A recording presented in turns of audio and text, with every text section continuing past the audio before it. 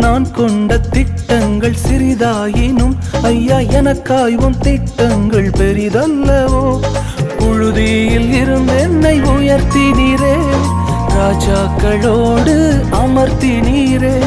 புழுதியில் இருந்து என்னை உயர்த்தினீரே, ராஜாக்களோடு அமர்த்தினீரே.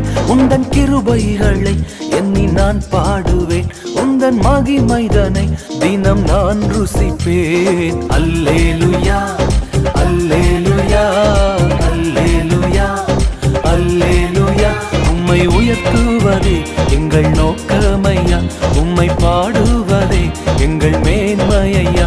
உம்மை உயர்த்துவதே எங்கள் நோக்கமையா, உம்மை பாடுவதே எங்கள் மேன்மையா.